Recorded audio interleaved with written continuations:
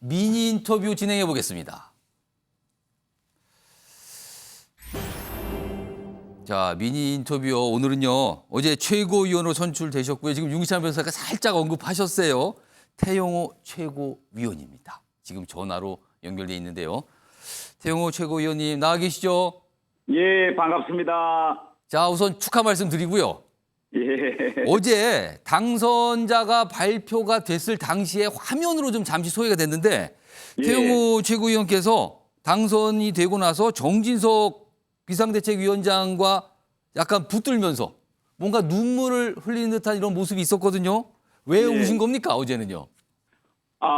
사실은 정진석 위원장이 먼저 우셨어요. 아, 먼저 울었다고요? 예, 그분이 이렇게 올라오면서 저보고, 영호야!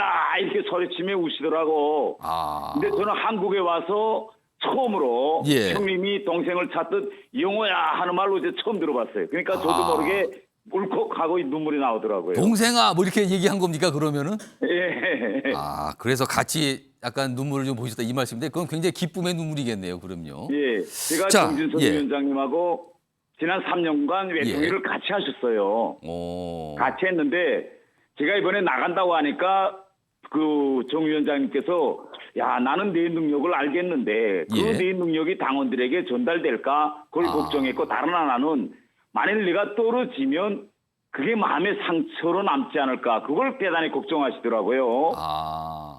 저는 맨 땅에 헤딩해보는 실력으로 한번 나가보겠습니다. 그런데 예. 아마 정진석 비대위원장님은 걱정을 많이 하신 만일 거네요. 떨어지면 혹시 이북에서 왔기 때문에 떨어졌다. 이런 마음의 상처가 저한테 남지 않을까. 그걸 걱정하셨는데 예. 발표할 때 됐다고 하니까 예. 먼저 올라오시면서 먼저 우시더라고. 영어야 하고. 그래서 저도 말해서 울컥하고 눈물이 나왔거든요. 알겠습니다. 그럼요, 본격적으로 질문 좀 제가 드릴게요. 예. 탈북한 지 7년 만입니다. 그리고 국회의원이 되셨고요. 이제는 여당의 지도부에 입성을 하신 겁니다. 근데 사실 따지고 보면요, 뭐 지역적 기반 없는 셈이고요. 그리고 사실 그렇다 보니까 조직표가 나올 것이 없다 이런 평가 받으셨는데요. 그리고 더구나 최근에는요, 이 지지율 여론조사, 그러니까 최고위원 후보들 지지율 여론조사에서도 약간 하위를 기록하신 상태였는데 당원들이 태영호 의원을 최고위원으로 선택을 했습니다. 자, 어떤 전략이 있었는지 어떤 이유가 있었다고 판단하십니까? 저는 이번 전 기간에 그 여론조사에서 항상 뒷선에 있었어요. 그런데 그 이유 중에 하나가 제가 이제 합동 연설을 할 때 가만 보니까 다른 분들은 그 어느 도시에 가든 거기와 연고가 다 있더라고요. 근데 저는 아무리 연고를 찾아도 연고가 없었습니다. 그렇죠. 그래서 대신 저는 당원 동지들에게 저는 정말 연고도 없습니다. 저는 믿을 건 당원 분들밖에 없습니다. 이렇게 오히려 연고가 없는 걸 강점으로 내세웠고요.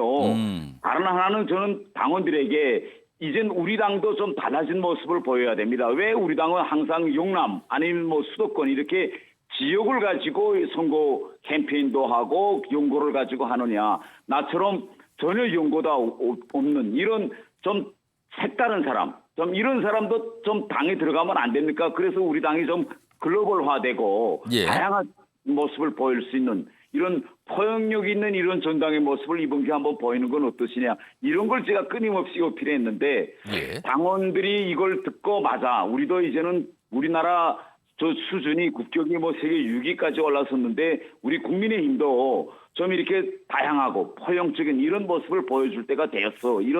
그런 좀 인식이 강해지지 않았는지 저는 이렇게 판단하고 있습니다. 자, 그럼요. 오늘 나오신 패널분 두 분께 질문 기회 좀 드리겠는데요. 우선 최수영 전 의원께 질문 기회 드리겠습니다. 하시죠. 태 의원님 축하드리겠습니다. 예, 감사합니다. 네, 제가 궁금해하는 거 하나 여쭙겠습니다. 예. 태 의원님이 지금 저 국회에서 외통위 그 간사 맡고 계시죠, 상임위. 예. 그리고 또 북한의 외교관으로서 또 다년간 그 해외 무대에서 활동도 하지 않으셨겠습니까? 예. 그래서 제가 질문을 여쭙는데 최근에 정부가 그 일본의 강제징용 해법을 발표했는데 사실 여기에 대해서 지금 여러 가지 논란들이 좀 있기는 합니다. 외교관도 역임하셨고 또 지금 외통위 간사도 하시는 태 의원님은 이 문제를 정말 솔직히 어떻게 바라보시는지 제가 속내를 한번 듣고 싶습니다. 저는 이 한일 관계에서 강제징용 이 문제는 어차피 어느 정부든 보수든 진보든 관계없이 이거는 반드시 우리가 털어버리고 앞으로 나갈 될 문제라고 생각합니다. 뭐 일각에서는 이거 너무 무리수를 두는 거 아니냐, 뭐 왜 지금이냐 이렇게 뭐 의문을 가지시는 분들이 많으신데 이거는 저는 윤석열 정부가 반드시 그 뭐 언제 하든지 간에 반드시 이거는 꼭 해결하고 넘어가야 될 문제이기 때문에 이번 기회에 좀 이 문제를 해결하고 한일 관계가 미래지향적으로 갔으면 좋겠습니다. 과거에 너무 우리가 오랫동안 결국은 얽매여 있었다. 저는 이렇게 봅니다. 자, 이번에는요, 김종욱 전 행정관께 질문께 드릴게요. 예, 또 당선을 축하드립니다. 일단 예.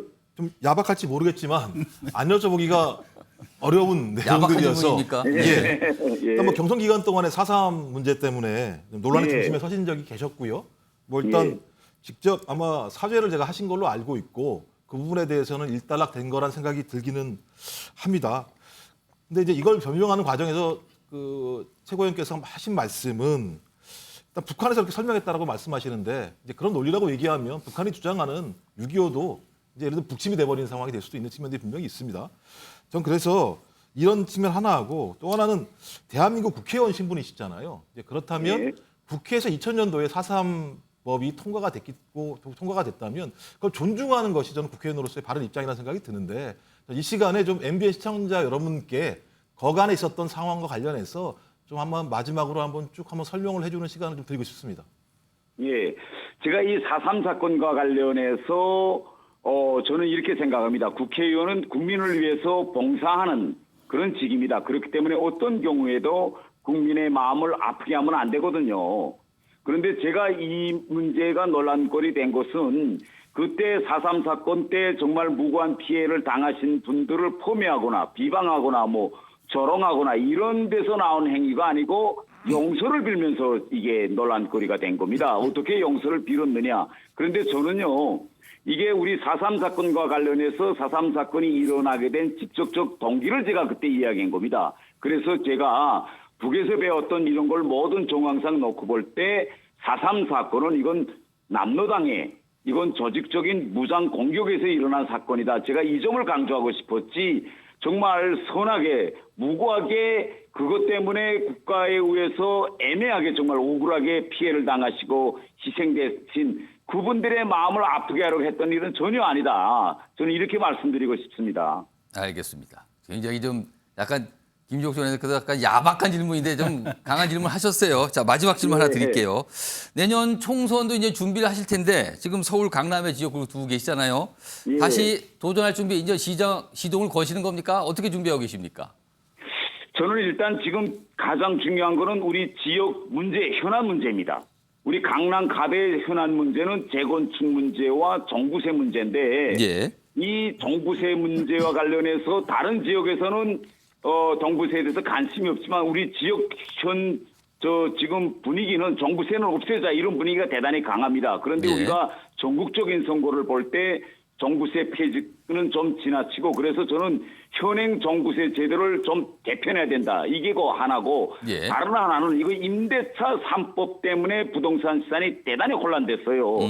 결국은 이것 때문에 중산층은 물론 일반 서민들도 피해를 입었거든요. 예. 그래서 이 임대차 3법 이걸 정말 서민들과 중산층을 위해서 저는 이것은 반드시 개정되어야 한다. 이런 문제를 지금 제가 강하게 어필하고 있습니다. 알겠습니다. 오늘 말씀 여기까지 듣도록 하겠습니다. 지금까지 미니 인터뷰였는데요. 국민의힘 태용호 최고위원이었습니다. 감사합니다.